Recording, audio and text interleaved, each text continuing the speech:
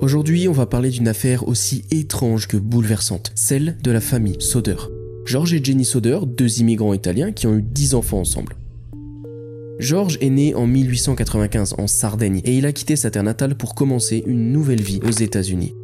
En 1908, à l'âge de 13 ans, George, accompagné de son frère aîné, débarque à Ellis Island, la porte d'entrée des États-Unis pour un millier d'immigrants. Mais à peine arrivé, son frère prend une décision inattendue et décide de retourner en Italie. Donc à seulement 13 ans, George se retrouve ainsi seul dans un pays étranger face à un avenir incertain. Après son arrivée, il parvient à se trouver un emploi au chemin de fer de Pennsylvanie où il va transporter l'eau et des fournitures pour les ouvriers. Il occupe ce poste pendant plusieurs années avant de déménager à Smithers, en Virginie occidentale. Là-bas, il va commencer comme chauffeur, mais rapidement son ambition va prendre le dessus et il va créer sa propre entreprise de camionnage, transportant de la terre pour les chantiers, des marchandises et du charbon.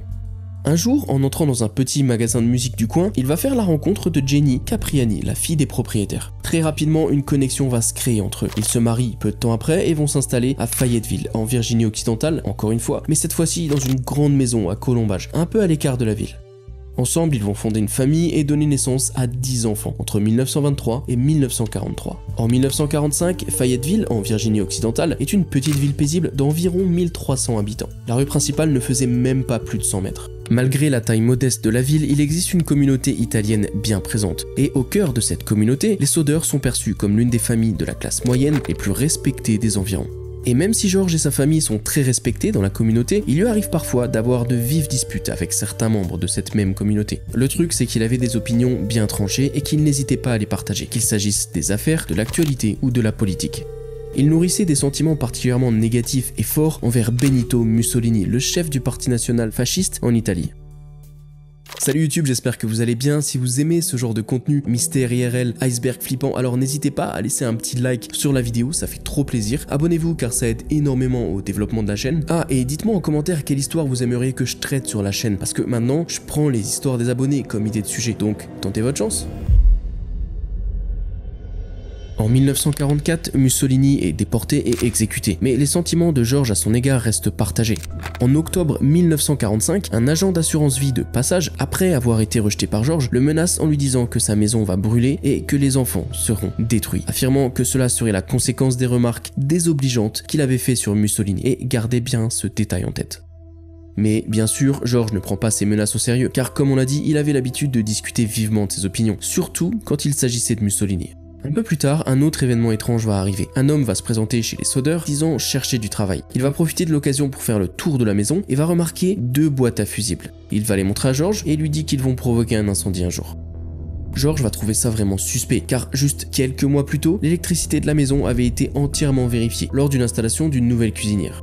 Tout avait été jugé alors en parfait état. Et sur le moment, c'est tout, George n'y réfléchit pas plus que ça, mais suite à ça, il faut dire que beaucoup de petites choses étranges vont leur arriver. Et quand on les relie à la tragédie qui s'est produite le soir de Noël 1945, tout commence à paraître bien suspect. Mais j'y arrive dans un instant. Dans les 2 semaines qui vont précéder justement ce fameux Noël 1945, les fils aînés de George remarquent eux aussi une voiture étrange garée près de la route principale, pas très loin de chez eux. Et le problème, c'est qu'à l'intérieur, ces occupants semblent observer les plus jeunes enfants Soder chaque jour alors qu'ils rentrent de l'école.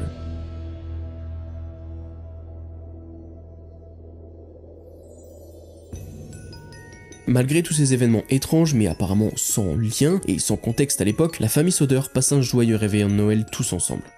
9 des 10 enfants Soder sont présents pour fêter Noël en famille. Le seul qui manque à l'appel est leur fils aîné, Joe, stationné loin de là dans l'armée, donc c'est normal. Marion, 17 ans, l'aînée de la famille de George et Jenny, avait surpris ses 3 jeunes sœurs avec des jouets qu'elles avaient rapportés de son travail à la boutique à 10 sous. L'ambiance était joyeuse, tout se passait bien et les enfants, impatients à l'idée de Noël, étaient bien trop excités pour aller dormir. J'ai bientôt 30 ans et je suis toujours aussi excité à l'approche de Noël. C'est de loin mon jour préféré de l'année. Mais quand j'étais gosse, quand j'étais enfant, il y avait quelque chose d'encore plus magique. Je n'arrivais même pas à dormir la veille. Et pourtant, je comprends aussi George et Jenny, parce que, aussi merveilleux que soit Noël, une fille a quand même besoin de son sommeil réparateur. Vers 22h30, George et Jenny commencent à s'endormir. Pendant ce temps, 5 des plus jeunes enfants, Betty 6 ans, Jenny 8 ans, Louis 10 ans, Martha 12 ans et Maurice 14 ans vont supplier leurs parents de pouvoir rester éveillés un peu plus longtemps. Et dans l'esprit de Noël, évidemment, Jenny, la maman, va accepter à une condition: qu'ils fassent leur corvée, donc nourrir la vache, vérifier le poulailler, éteindre les lumières, fermer les rideaux et verrouiller la porte d'entrée avant d'aller se coucher. George et Jenny et leurs 4 autres enfants sont quant à eux montés à l'étage pour aller se coucher, bien que les autres enfants ne soient pas laissés trop longtemps tout seuls.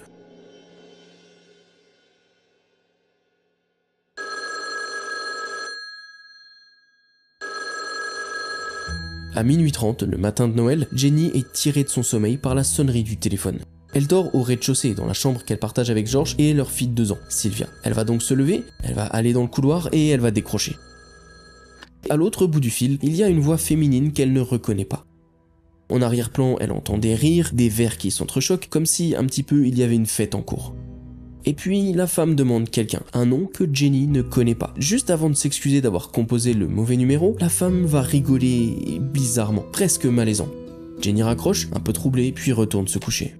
En regagnant sa chambre, Jenny va remarquer que les lumières du salon et de la cuisine sont toujours allumées, les rideaux n'ont pas été tirés et la porte d'entrée est restée déverrouillée. Sur le canapé, elle aperçoit Marion, sa fille aînée, endormie. Elle en conclut donc que les 5 plus jeunes sont remontés se coucher au grenier là où se trouvait leur chambre. Elle éteint les lumières, elle ferme les rideaux, elle verrouille la porte, puis elle aussi va retourner se coucher. Mais alors qu'elle commence à sombrer de nouveau dans le sommeil, un grand boom retentit sur leur toit, suivi d'un bruit de roulement. Elle l'entend, elle s'arrête un instant, puis elle laisse passer sans prêter trop attention. Elle se rendort, et encore une fois, alors que le sommeil la frôle, elle est brusquement réveillée. Cette fois-ci, c'est pas un bruit, c'est une odeur étrange qui plane dans l'air. Une odeur lourde et inquiétante. Il est cette fois environ 1h30 du matin, et troublée par l'odeur, Jenny va se redresser. Cette fois, aucun doute, ça sent la fumée. Elle remarque un fin nuage gris qui s'insinue sous leur porte, et donc, le cœur battant, elle va secouer George pour le réveiller. Elle va attraper Sylvia, sa plus jeune fille, dans ses bras, et sans hésiter, elle va se précipiter hors de la maison. En courant, elle hurle aux autres enfants de les suivre, et lors du décompte, à l'extérieur, il devient évident que seuls George, Jenny, Sylvia et les 3 enfants aînés se trouvent dehors, devant la maison. Les 5 plus jeunes enfants, qui eux étaient restés éveillés un peu plus tard, avaient tous disparu. Désespéré, George fait tout ce qu'il peut pour les sauver. En sortant de la maison, il va essayer de prendre le téléphone pour appeler les pompiers, mais pour une raison inconnue, toutes les lignes sont coupées. Et pourtant, c'est un peu bizarre parce que Jenny, il y a 1 heure en arrière, elle a reçu un appel de cette femme inconnue. Pris par l'adrénaline, il décide donc de foncer et va briser une fenêtre du rez-de-chaussée, espérant trouver une issue pour faire sortir les enfants manquants. Mais en se précipitant, il va s'ouvrir le bras, et à peine le temps de réagir qu'il réalise l'ampleur du danger. L'escalier qui va mener au grenier où dormaient les enfants est déjà englouti par les femmes. Il se précipite alors autour de la maison, il va chercher l'échelle, qu'il avait toujours d'ailleurs laissée au même endroit, prête à être utilisée pour faire sortir les enfants de la fenêtre de secours, mais à sa grande horreur, l'échelle a disparu. Il décide alors de manœuvrer un de ses gros camions de charbon autour de la maison pour grimper dessus, et précipitamment c'est ce qu'il va faire, mais lorsqu'il se précipite vers un de ses grands camions pour le démarrer, encore une fois il va faire face à un problème. Aucun des deux ne veut démarrer, alors qu'il fonctionnait parfaitement la veille. Dans un dernier effort désespéré, il va courir vers le puits voisin, espérant puiser de l'eau pour arroser la maison et éteindre les flammes, mais c'était vain. Encore une fois, il est frappé par l'inexplicable. L'eau est gelée. C'est comme si, à chaque fois qu'il essayait de faire quelque chose, chaque porte qu'il essayait d'ouvrir se refermait violemment sur lui. Et à ce moment-là, il va se rendre compte qu'il n'y a plus rien d'autre à faire. Il va rejoindre le reste de sa famille et va se mettre à crier, à hurler pour que ses enfants sautent par la fenêtre ou fassent n'importe quoi pour s'échapper. Mais en retour, il n'y a aucun cri ni aucune réponse qui vient des 5 enfants. Alors ouais, pris ensemble, tous ces événements commencent à former un puzzle troublant. Ce n'était peut-être pas de simples coïncidences au final. Les menaces adressées à George, la visite étrange de cet homme, l'appel téléphonique à minuit, peu à peu, l'idée d'un simple hasard s'efface. Quelque chose semble avoir été minutieusement préparé. Ainsi, leur fille aînée, Marion, court chez un voisin pour appeler les pompiers, mais aucun opérateur n'est en service à ce moment-là. Par chance, il y a un voisin qui a vu l'incendie et qui se rend en ville pour retrouver le chef des pompiers, F.J. Morris. C'est le seul à travailler ce soir-là d'ailleurs. Cependant, il dit qu'il ne peut pas conduire le camion des pompiers. F.J. Morris déclenche ce qu'on appelle à Fayetteville l'arbre téléphonique. Il appelle un pompier, qui en appelle un autre, qui en appelle un autre, et ainsi de suite. Et encore un truc bizarre, la caserne est à 3 km seulement de leur maison. Mais pourtant, ce soir-là, presque personne n'est disponible. Ok, c'est la veille de Noël et la plupart des pompiers volontaires sont envoyés à l'étranger, mais c'est bizarre quand même. Et de ce fait, aucun pompier n'arrive sur place avant 8h du matin, soit presque 7 heures après le début de l'incendie, alors qu'ils savaient que les enfants étaient coincés à l'intérieur.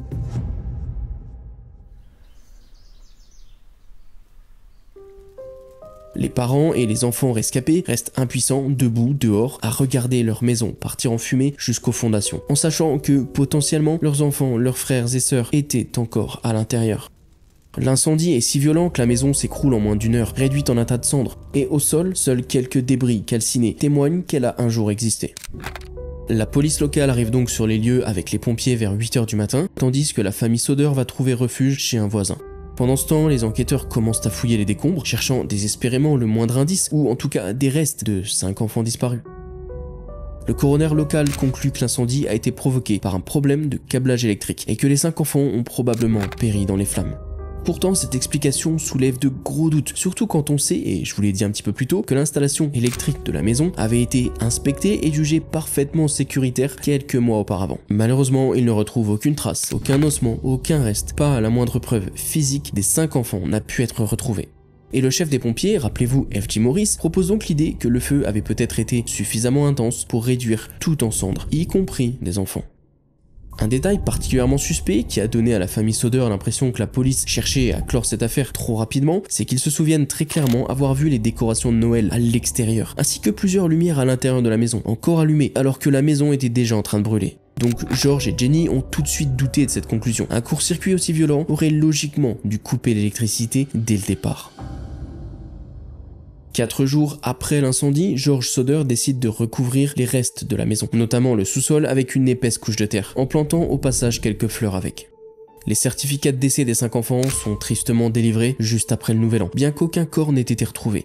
Les causes de leur mort sont inscrites comme étant la suffocation ou l'incendie. Pendant les 2 mois qui suivent l'incendie, les Soder repensent sans cesse à tous ces éléments étranges qui ont précédé la tragédie. Le vendeur qui les avait menacés, l'homme venu demander du travail qui avait évoqué la boîte de fusibles défectueuse, l'inconnu garé près de la route qui observait les enfants rentrer de l'école, et tous ces détails troublants de la nuit de l'incendie, le bruit sur le toit, les fils téléphoniques sectionnés, l'échelle introuvable, les 2 camions en panne, ça fait beaucoup trop. Et aussi le fait que les lumières à l'intérieur et à l'extérieur fonctionnaient toujours pendant que le feu brûlait et que soi-disant il y avait un problème électrique. Mais une question obsède Jenny. Comment un feu peut-il, en moins d'1 heure, brûler avec assez de violence pour effacer toute trace humaine? Lorsqu'elle interroge un employé du crématorium, il va lui affirmer que même après 2 à 3 heures, une température de 1000-2000 degrés Celsius, les eaux ne disparaissent pas complètement. Et le truc, c'est qu'un incendie domestique moyen atteint entre 200 et 1000 degrés Celsius. Et là, généralement, on se situe plutôt dans la fourchette basse. Alors, le fait que la maison des Soder ait été réduite en cendres en seulement 30 à 45 minutes rend tout simplement impossible que les os et les moindres restes des enfants aient pu se désintégrer entièrement. Sans oublier que certains appareils électroménagers retrouvés dans le sous-sol étaient certes gravement brûlés mais encore reconnaissables. Mais d'une manière ou d'une autre, vous voulez me dire que vous pouviez identifier ces objets mais qu'il n'y a eu absolument aucune trace et ni reste humain et personne n'a senti l'odeur particulière de chair brûlée? Ça n'avait littéralement aucun sens qu'il n'y ait aucune trace humaine ou aucun os du tout. Jenny va donc commencer à mener ses propres expériences en brûlant des os de poulet, des os de vache, de porc, et peu importe combien de temps elle les laisse dans le feu, il restera toujours quelque chose, des fragments calcinés, mais bien visibles. De plus, les Soder commencent à douter sérieusement de la thèse de l'accident électrique, non seulement à cause des éléments troublants que j'ai déjà évoqués, mais aussi parce qu'un témoin finit par se manifester.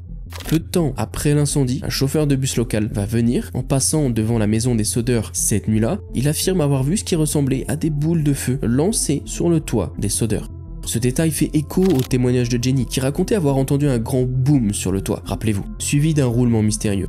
Il est donc possible et probable que ce qu'elle a entendu soit en réalité une boule de feu projetée sur le toit de sa maison. D'autant plus que juste après cet étrange bruit, alors qu'elle commençait à peine à se rendormir, c'est là qu'elle a remarqué les flammes et l'odeur. Sylvia, âgée de 2 ans, a également trouvé un objet dans les restes de la maison, alors qu'elle jouait dans la cour après l'incendie. Jenny décrit cet objet comme un ananas en caoutchouc vert. Lorsqu'il est remis aux enquêteurs, ceux-ci concluent qu'il s'agit d'un engin incendiaire, autrement dit un dispositif conçu pour provoquer un incendie. Un autre élément troublant suggérant un incendie criminel vient d'un réparateur de téléphone. En inspectant la ligne téléphonique arrachée, il va découvrir qu'elle a été délibérément coupée et non endommagée par le feu, alors qu'elle était directement reliée à la maison des Soder. Il affirme aussi, et ça vient enlever tous les doutes, que la ligne avait été délibérément sectionnée. Et pour que quelqu'un puisse faire cela, il aurait fallu grimper à 4 mètres de haut, atteindre une distance latérale d'environ 60 cm, puis couper le câble. Un acte qui demande non seulement de l'équipement, mais aussi une intention claire et beaucoup d'efforts.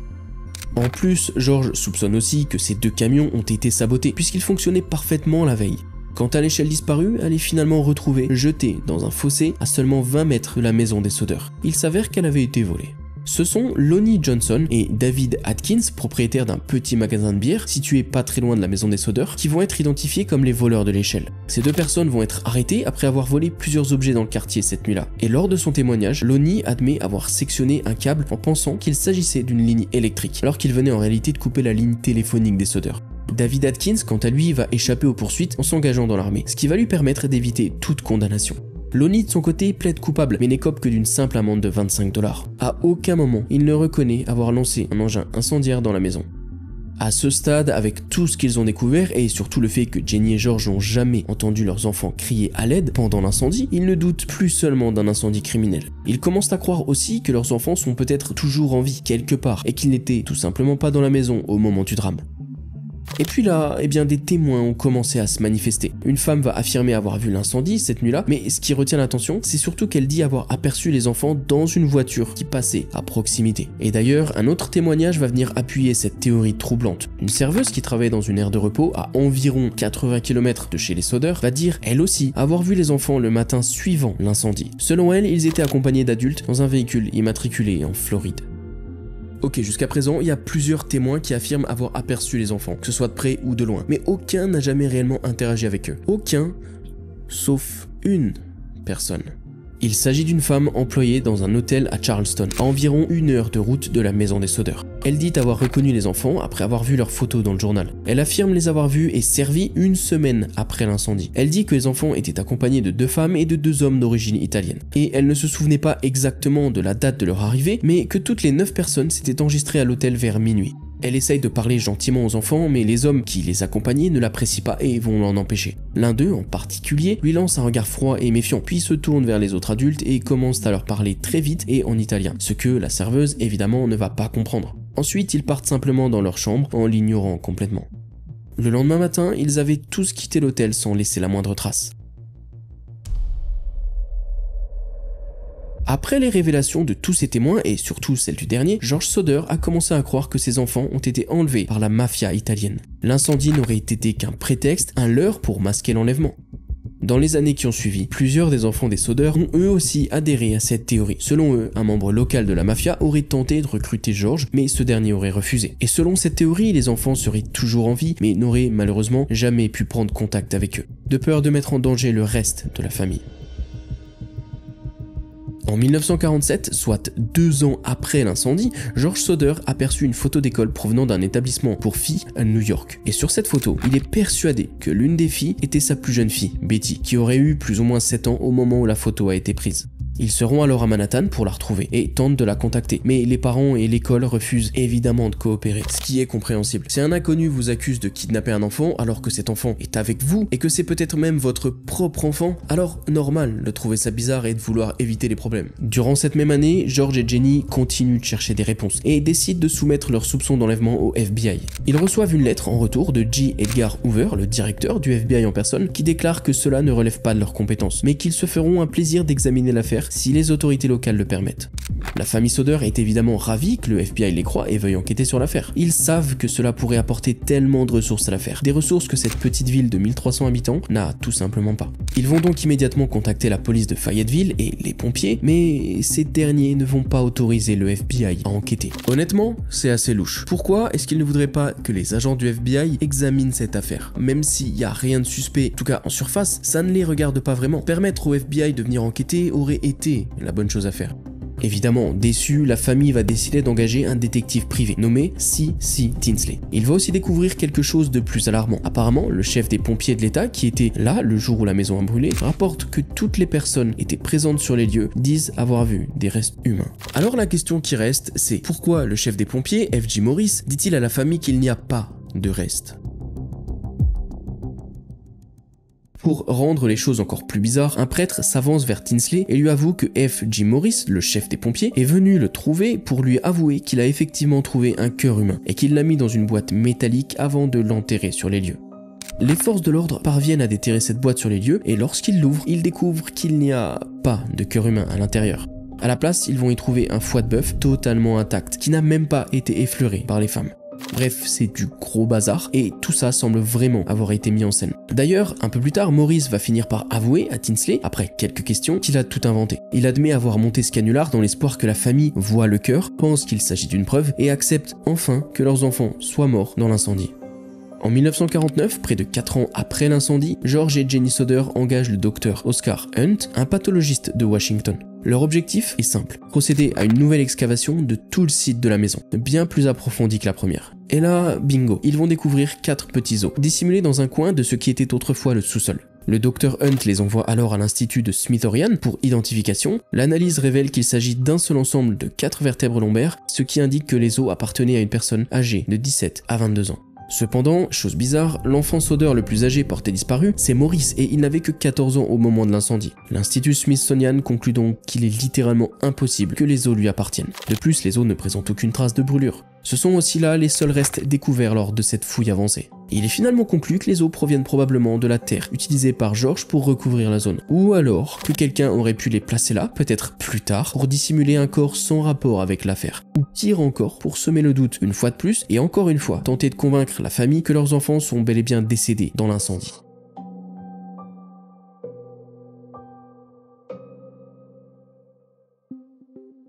Pendant les années qui suivent, la famille Soder est tourmentée par de nombreuses observations rapportées par leurs enfants. À chaque nouvelle piste, George prend sa voiture, il traverse le pays et il est prêt à suivre n'importe quel indice. Une femme de Houston va écrire à George, affirmant qu'un homme, sous l'effet de l'alcool, un soir, va lui avouer être Louis Soder, l'un des 5 enfants qui avaient disparu. Il aurait déclaré qu'il avait 9 ans au moment de l'incendie et qu'il vivait désormais avec son frère Maurice, lui aussi porté disparu. Sans perdre une seule seconde, George, avec son gendre, Grover Paxton, va se rendre à Houston pour vérifier cette piste. Mais lorsqu'ils arrivent sur place, eh bien, c'est bizarre. La femme qui a écrit la lettre semble avoir disparu, un peu comme si elle n'avait jamais existé. Mais là, ils ont eu un petit peu de chance. Après avoir contacté la police locale, la police va reconnaître immédiatement l'homme décrit par la femme comme étant, effectivement, Louis Soder. Ils vont aider George et Grover à retrouver cet homme, mais lorsqu'ils vont l'interroger, il va déclarer catégoriquement qu'il n'est pas Louis Soder et que la conversation mentionnée n'a jamais eu lieu. Vous l'aurez compris, cette affaire est à la fois étrange et complexe. Il existe plusieurs pistes, mais on ne sait pas vraiment si elles sont véridiques ou fictives. De nombreuses personnes semblent bien connaître l'histoire, mais elles refusent d'interagir ou d'aider, comme si elles étaient un peu toutes complices, ou en tout cas qu'elles avaient quelque chose à se reprocher. La famille est profondément impliquée depuis des années, et ils refusent de céder, mais ils n'obtiennent toujours aucune réponse. De plus, il semble qu'il y ait quelqu'un ou plusieurs personnes qui cherchent à brouiller les pistes, à faire passer l'incendie pour un accident causé par un simple problème électrique. Et c'est seulement en 1967 que Jenny Soder va recevoir, encore une fois, une lettre de Central City. À l'intérieur de cette lettre se trouve la photo d'un homme d'une trentaine d'années, qui ressemble énormément à Louis Soder. Au dos de la photo, il est écrit « Louis Soder, j'aime mon frère Frankie, les garçons d'Illil à 90, 132 ou 35 ». Certains pensent que les chiffres au dos de la photo représentent un code postal de Palerme en Italie, mais ça n'a évidemment jamais été prouvé. La famille Soder était tellement convaincue que cette photo représentait leur fils qu'ils ont finalement décidé de l'ajouter au panneau d'affichage et de la placer également au sommet de leur cheminée chez eux. En 1969, George Soder va décéder sans jamais savoir ce qui est advenu de ses 5 enfants. L'année précédant sa mort, en 1968, il va déclarer à un journaliste « Le temps nous échappe, mais nous voulons seulement savoir. Si ils sont décédés dans l'incendie, nous voulons en être convaincus. Sinon, nous voulons savoir ce qui leur est arrivé. » Jenny, quant à elle, va passer le reste de ses jours vêtue de noir, prenant soin des fleurs sur le site commémoratif de ses enfants et va elle aussi décéder en 1989. Jusqu'à aujourd'hui, la seule enfant Soder encore en vie était Sylvia, qui avait 2 ans au moment de l'incendie. Et malheureusement, elle est décédée elle aussi en 2021 à l'âge de 79 ans.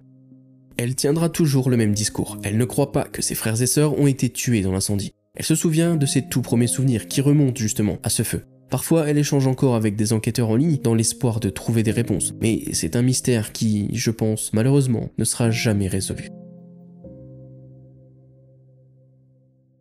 Comme toujours les amis, j'espère que la vidéo vous aura plu. N'hésitez pas à vous abonner, si c'est le cas je le répète mais ça aide tellement, à liker la vidéo et surtout pensez bien à me dire en commentaire ce que vous aimeriez voir sur la chaîne comme prochain sujet. Merci, c'était Théo et à la prochaine.